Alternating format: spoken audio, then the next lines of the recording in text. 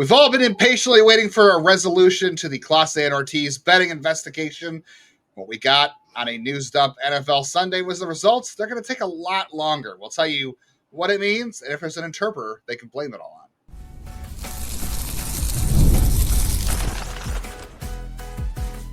You are Locked On Guardians, your daily podcast on the Cleveland Guardians.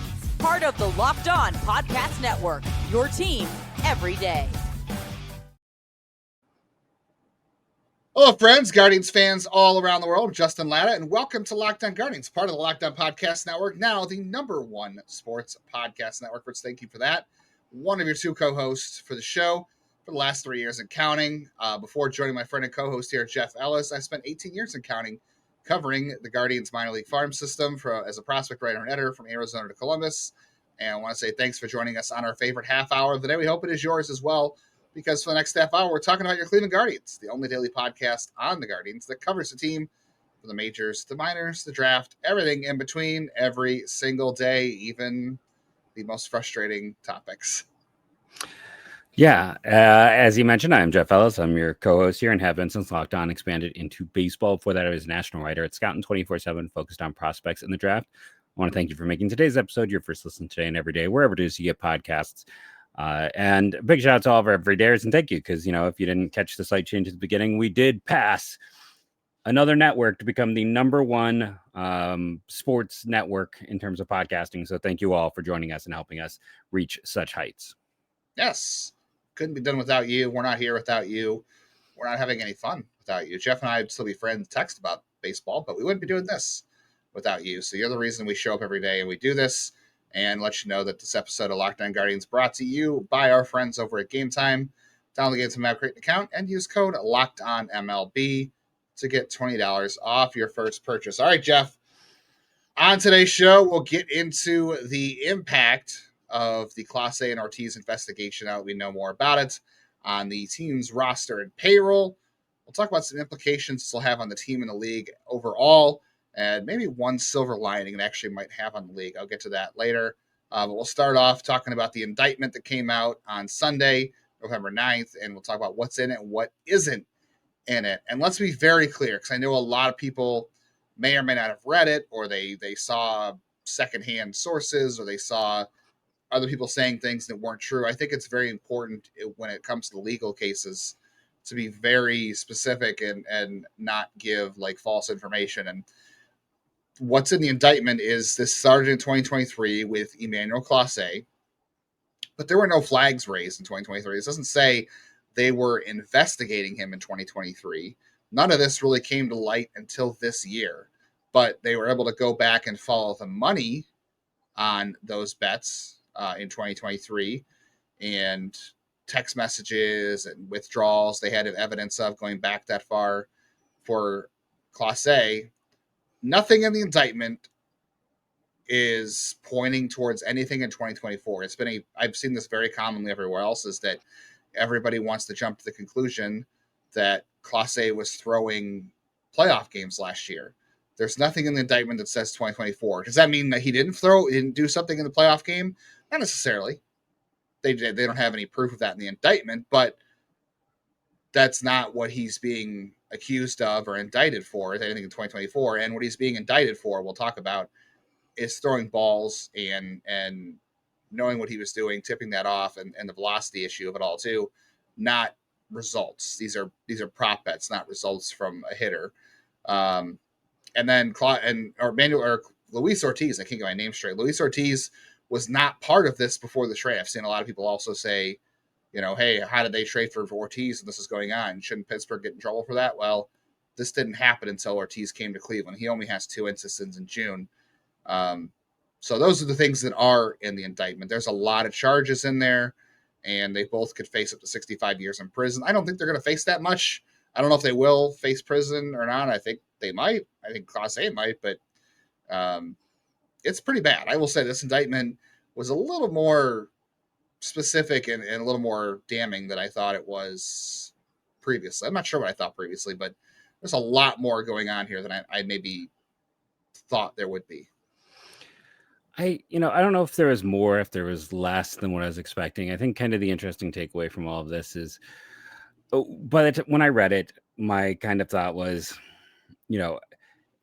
that looking at the whole picture of it, that Ortiz maybe got talked into it by a buddy. It's also interesting. It made me really think about the fact that we haven't had many Dominican pitchers. We haven't had many, let's be frank, Spanish speaking pitchers on this pitching staff the past few years. And that in some respects, don't take this the wrong way, that might have been a positive because, it might have kept this at a smaller situation because Clase, is not, from what I understand, the most fluent English speaker. You can get by, but to discuss something like this, you probably want to converse in your native language. And on top of that, it's like I look at all of this very similar to, and I feel like we're going to see more situations like this because it reminds me of point shaving, right? Like this is the type of gambling where it's affecting the game you're playing, but it's not supposed to affect the outcome. And I think it's going to get treated a lot more seriously, which is weird because I would argue that the point shaving scandals might have had bigger effects on outcome than a ball here or a pitch there. Not to minimize it. I don't want to do that, but that it's in that vein. This isn't like throwing a game. And I agree with you. I think one of the big things everyone wants to be like, look at this bad placement. I think in the postseason, those arms were tired after heavy use. And I'm still going to believe it was tired arms as well as like lots of exposure. We've talked about these teams having seen guys too many times. And for something like this to occur, you're not going to want to do it on the big stage. Like you're not, it's essentially a prop bet. Prop bets don't, from what I understand, increase in their value in the postseason. Like you don't want to take the risk of a lot more eyes, everyone paying attention.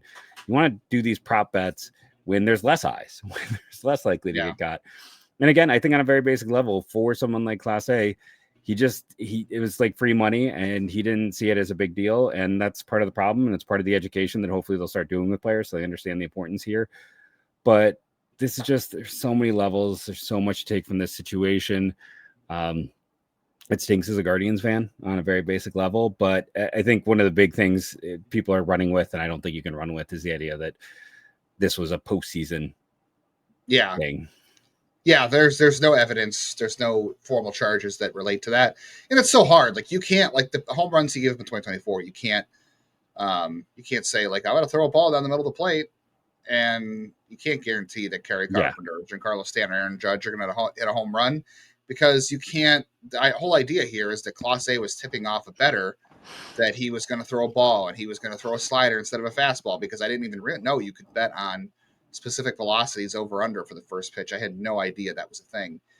So he was tipping him off in that regard, but you can't tell him, hey, bet Kerry Carpenter to hit a home run because I'm going to groove him a pitch. You can't guarantee you're going to face Kerry Carpenter, and you can't guarantee he's going to hit a home run no matter what pitch you throw to him.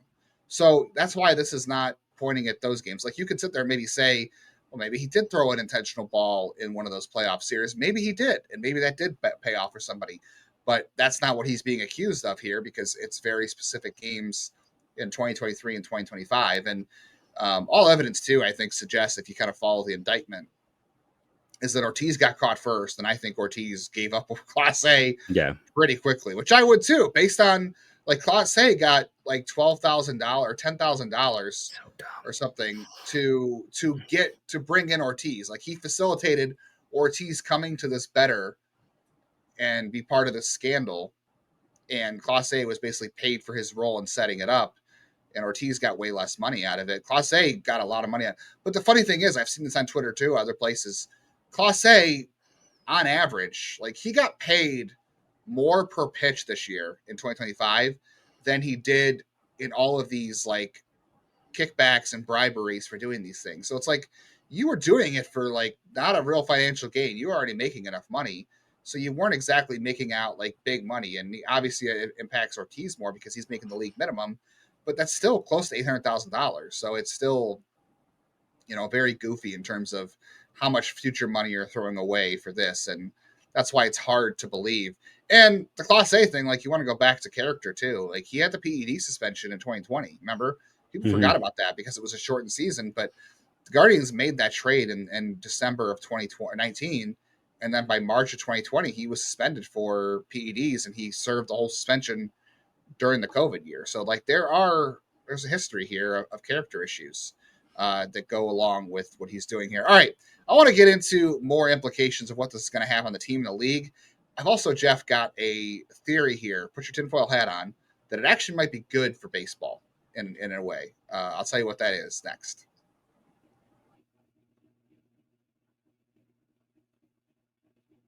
The NBA, it is back, friends, and there's no better place to get in on NBA action every night than the FanDuel, the official sports betting partner of the NBA. If you missed the start of any game you're interested in or you want to ride the hot hand during the game, FanDuel's got live bets, everything from who will score next to fourth quarter comebacks. You can combine all those live bets into same game parlay for a shot at a bigger payout, as we talked a lot about today.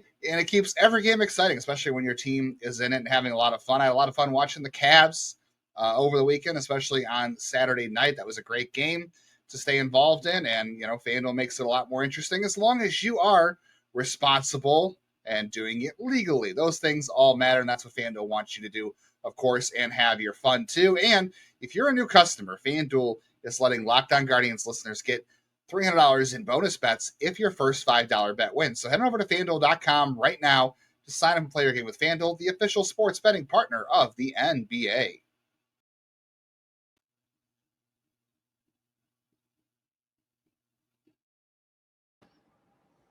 Thank you for making Locked On Guardians your first listen for the day. And thank you for making Locked On Guardians and Locked On Sports Network your number one sports network on the podcast overall. And keep up to date with all things Guardians in the offseason.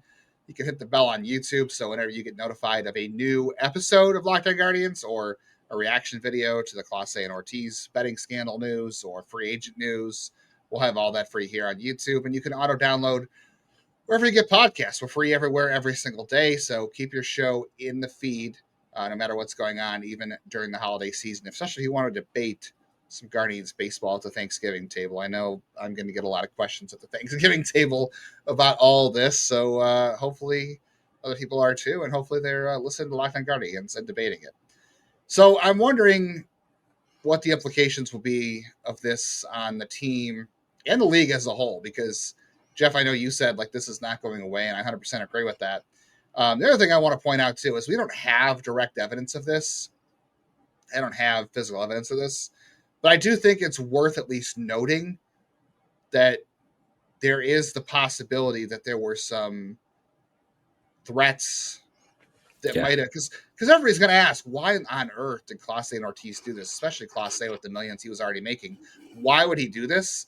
I think there's at least the notion to investigate whether or not there was motivation on their part to do this by outside sources, meaning were there threats? We've seen similar things, like we've seen Wilson Ramos got kidnapped, I think, in his home country. I don't know where he's exactly from, but he's not from the U.S. I know he got kidnapped over one offseason, and players' families have been threatened in the past too. So, like, I think, I'm not saying that's what happened here, but I'm saying there's at least a reason to check that out to see if that played a part in the motivation to do this.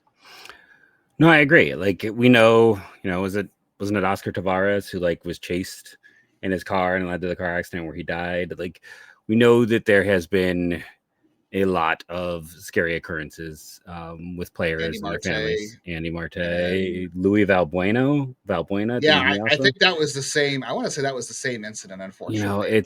There's just been so many of these stories through the years, and it's not to justify it. I mean, there's definitely could have been a situation where this all started with Clase and then maybe he got in over his head and things went from there. Or maybe it was the other way from the start. I mean, everything will be slowly revealed in time, but like the situation is such where you at least have to bring it up because we know that this happens. We know that there are threats. I mean, I would put it this way. I think there is a better chance threats or violence was done to someone that matters to Clase over a 2.5 year period, being involved with the people you had to be involved in, then there's a better chance it did happen than didn't, I would say, based on what we've seen in the past and what we know.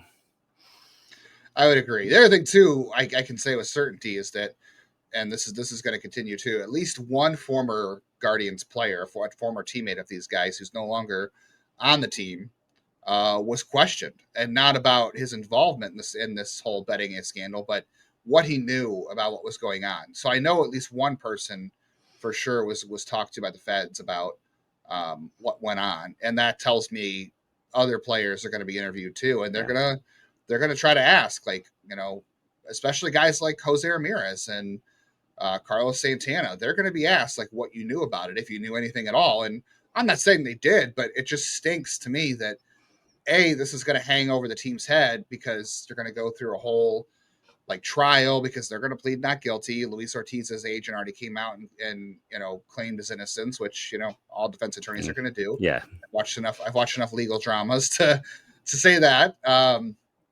We haven't heard anything from Clase yet, but I do know the Dominican Republic, unfortunately for him, does have extradition, so he won't be able to hide in the Dominican Republic away from this.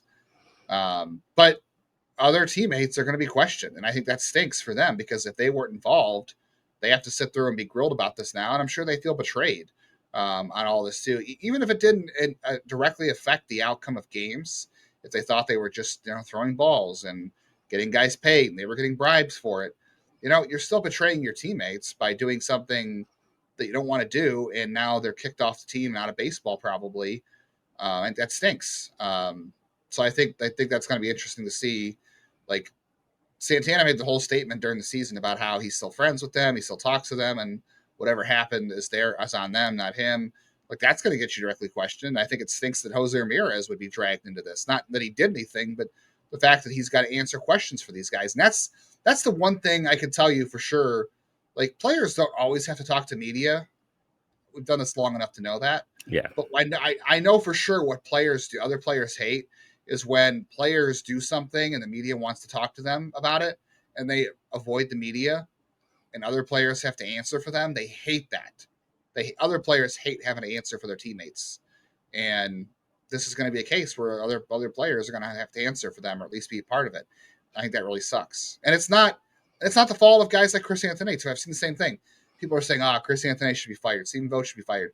Trust me, there's no way they were in on this because the league, those guys would not, you'd know, like they wouldn't just see that going on. Like, this is not a, a Joe Paterno Penn State kind of thing. Like, this was being deliberately hidden. Yeah, agreed. It's those are just silly takes, and I bet if we looked at a lot of those people's accounts, they've been calling for those same people to be fired all year. That's kind of my takeaway from it. But yeah, I think that when you're looking at the grand scheme with all of these players, it's like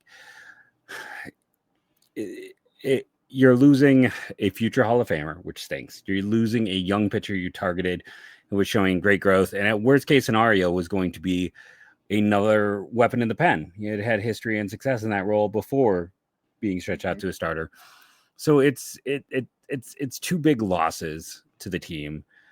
And like I said, it's hopefully going to be a learning moment. It's going to be a moment for the league to kind of get out in front of some of this stuff and talk to players and make sure they know, like, this isn't, again, I'm going to compare it to point shaving again. It's like, and in the past, like, guys who point shaved were able to come right back in the league. It is, nowadays, as I was talking with you before air, it's like Paul Hornig and Alex Karras, the great comedic actor and also football player, were both suspended for gambling on games and came back the next year. And there's a lot of players who were accused of point shaving and came back. Now, often in those cases, it was not, they didn't bet directly on the games. Maybe they took a bribe to do it or things like that. But unfortunately, American sports, because that's what I know, I'm sure it's all over sports, and illegal gambling it's part of it. They're always, trying to find ways to make that advantage even more of an advantage. And you just got to be smarter. Like, it doesn't, that's going to be the thing that always gets me is Clase was on pace to make hundreds of millions. Ortiz could have been as well as a starter, at least tens of millions.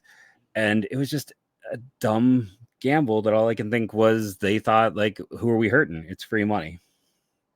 Oh, yeah. People were hurt for sure. The Guardians are victims. Major League Baseball are victims. And that's going to play a role in the legal battle. They think that this is a victimless crime. They were getting money out of it, and someone else was getting money out of it, too. I thought it was very brazen, by the way, in the indictment that they said that Clase was making phone calls during the game, texting during the game, and he also got one of the people, the bettors, tickets to the game. You're bringing that guy who's involved in this into the stadium. That's very brazen. That's stupidly brazen. Also, it's against the rules to use your cell phone during the game. I want to know more about that and how he got away with that, because we don't know where it was happening, but tell you for sure it's definitely against the rules. All right, I still got to tell you why I think there is a silver lining for Major League Baseball.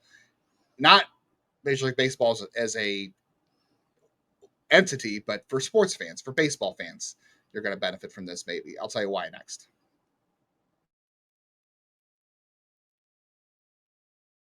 The NFL season is heating up, and honestly, there's nothing better than being in the stadium surrounded by fans cheering on your team. And let's be honest about that. I know buying tickets is a real hassle. It's a pain, especially when you're talking about like playoff games or any really big event. Obviously, we don't have to worry about that in Cleveland with the Browns. But I use Game Time for things like Jonas Brothers tickets. I was waiting for the best deal because Game Time gives me the best advantage, as it does to all fans who use Game Time. It's fast, easy, back with a Game Time guarantee. All tickets are delivered 100% authentic, guaranteed on time, and all fees are included. So I was able to see exactly what I was paying for before I got to check out. A couple taps, I found easy deals on that concert at the last minute. So I can go this Tuesday, save a lot of money. And your favorite NFL games, you can get as low as $100 as well if you're checking out Game Time for some deals too. Download the Game Time app and create your account. Use promo code LOCKEDONMLB for $20 off that first Game Time purchase. Terms apply. Again, that's promo code LOCKEDONMLB for $20 off. Swipe, tap, ticket, go. Download Game Time today.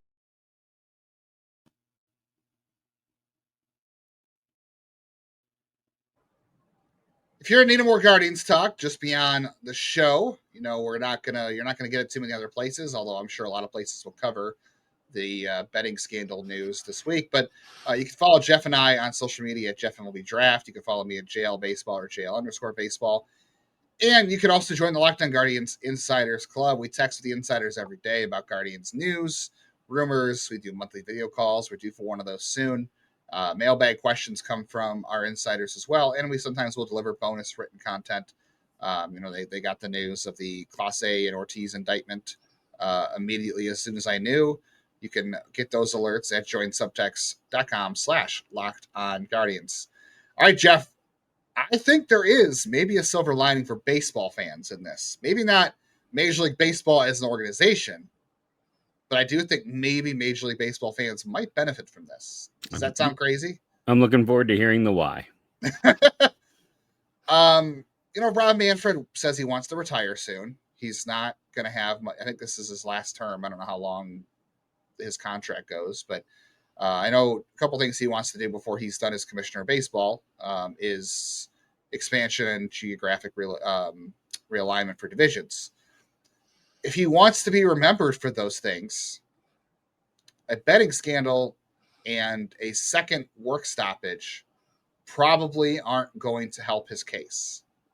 So as everybody knows, 2027, there's no CBA for it right now. So after 2026, we are all expecting an owner's league lockout of the players. Rob Manfred said it multiple times. He's going to use that as leverage. He's admitted that out loud, which is crazy to me that he would say that out loud. Among other things, he's accused of saying to players. That's another story. I think if this betting scandal, make no mistake, is definitely a black eye for the league. It's very ugly. This is not good. All these details are not good.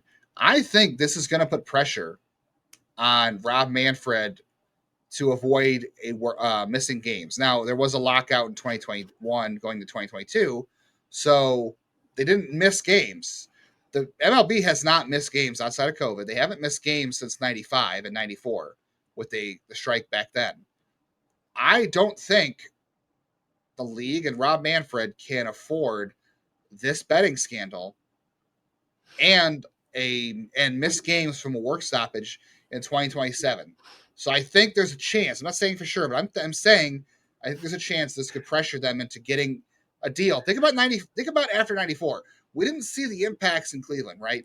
Baseball was very popular in 95 in Cleveland because they had the new stadium, a great team.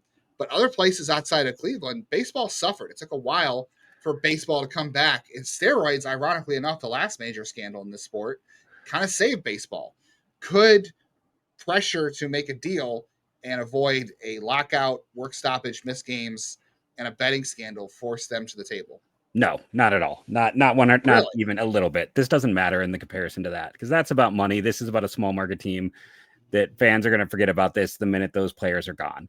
This is a minor blip It's a league-wide issue. It's a league-wide issue. But it's not one we're seeing all over the place. We're only seeing the issue in Cleveland. There hasn't been other suspensions. There hasn't been other ties to gambling. There hasn't been other big issues. It's a small market team that had there was the Ohtani situation, but as you said at the start, it's like they had the interpreter where it's like all his fault. So even if you put that in, there's been 2 blips in 2 years. This doesn't matter. I mean, even if there was 10 blips, it doesn't matter because they have all the momentum. They have all the power right now. They are going to go hard into this lockout. We are going to miss games. I am 100% convinced of that. And they're not going to come out of it until there is like finally that lockout or finally the cap or something similar to that. They're really going to this. I don't think this has any effect or any change. They have set themselves up they're taking a hard run. They have spent way too much time and effort to set up and get this thing ready. This won't change anything, not one iota. All right, we'll see. That's my view. I'm hoping it does because I don't want to miss games. 2 guys was the dinosaurs with the hard heads that would ram into each other in cartoons. Like this is comment below if you want to tell me what dino was, but this is setting up for that situation. Just okay. So the impact as far as the roster and the payroll, let's lay this out too. So there's no way Major League Baseball lets them play. Like they're going to go from the non-disciplinary paid leave. They're going to go to being on the restricted list. That's what's going to happen here.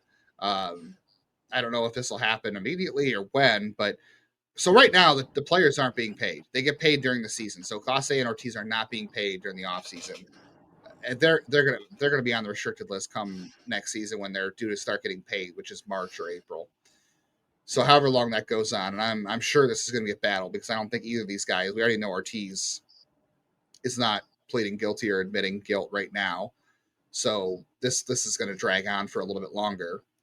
So they're not going to have to pay these guys next year, at least while they're on the restricted list. The question is when they can place them on the restricted list, and the restricted list is used right now for like Wander Franco because of legal issues, and he can't report because he can't get back to the U.S., whereas these 2 guys will be charged in the U.S. So that's a different story, but I don't think they'll be on the hook for Clase's or Ortiz's salary next year because they'll be restricted. So that helps them out. Plus, it doesn't count against the 40-man roster. I don't know about past money, like recouping past money. Like that's going to be a whole different story. That's legally has to be played out. But they already assumed they weren't going to be on the roster in 2026, and now they should be able to avoid their salary. So the question now is, if you don't have to pay Clase, what was it, $6.5 million? 4.5. Was it really next year? Yeah, I believe he's still in the 4.5. I thought it was up to 6 next year. Am I wrong in that? I thought was it 4.5 this year? I think it was 4.5. I'll pull up and see. In the top of my head, I thought he was still at 4.5. But yeah, I mean, either way, it's not a whole ton. It's 6.4 next year. 6.4. He was 4.9 this year. Okay, so I was wrong. 4.9 this year. Okay, it's 6.4 off the books. Yeah, so that should mean, in theory, they pretty sure they won't have to pay him next year. That should, in theory, be money you put towards the bullpen next year or somewhere on the roster. Yes. So I'll be very curious to see how that goes. And they're going to be asked questions like, the GM meetings are coming up later this month, and the winter meetings obviously are in December, and this is going to be the questions they get. They won't even be legally able to answer questions because it's a legal issue. So they can be asked all the questions they want, but they're not going to give you any answers because it's a legal issue. And Major League Baseball and the criminal code and all that stuff are different outcomes. Like those are 2 different investigations, 2 separate sets of like legal actions. So Major League Baseball can do something different, but the fact that they were indicted federally on criminal charges doesn't look good for their future in baseball. Like that's why Cleveland was, not counting on them in 2026. And if they're on the restricted list, these guys can't play overseas either, by the way. Like, obviously, they won't be able to leave the country because they're going to be in a legal battle. Ortiz is already arrested, and at some point, Clase is going to have to come to the U.S. to face his arraignment, too. They won't be able to leave the country anyway, but, yeah. Yeah, the last time someone went to a grand jury trial about being involved in gambling involving a Cleveland athlete, I believe it was John Hot Rod Williams with point shaving at Tulane. So I think that's the last time that anything like this has happened. So it's a brand new world. At some point, we'll have to sit down and look at the luxury tax, because people are luxury tax, where they are with money. It is a different situation with Clase off the books, but their projected payroll, if they keep everyone, I think is getting misrepresented out there right now. I'm seeing some, it's not really today's episode, but I'm seeing some people talk about they're going to have 60-70 million to spend. I'm like, no. Just for the record, like Jose Tanner and Quan alone are about $40 million. So that's going to be, a decent chunk just for three guys. Yeah, we'll get into that at some point, especially as we hit the winter meetings and really dive into free agency stuff. By the way, I was pointing out too before that if a player is on the restricted list, they can't play. Those are honored in like the Japanese and Chinese leagues, and I think South Korea. So like they can't play there either if they're on the MLB restricted list. And that's part of why the Dominican Winter League also decided to not roster them, because they didn't want to be involved in any legal drama with this going on. So they were right. They probably knew that these guys were being investigated by the Department of Justice, and they didn't want to be involved in that. I can't say I blame them, because I don't think Cleveland wants to be involved in that. But here we are. Tomorrow's show, since we're talking about relievers and the bullpen, we'll talk about the state of the bullpen heading into 2026. Now that we know for sure there's no way Clase is going to be part of it, and we'll talk about the free agents on the market. It's a good bullpen free agent market, so that's another bonus for the Guardians. They get some money back, and it's a good free agent market for relievers. Yep, I just looked. It's 34 million for those three. So no one needs to comment and let me know.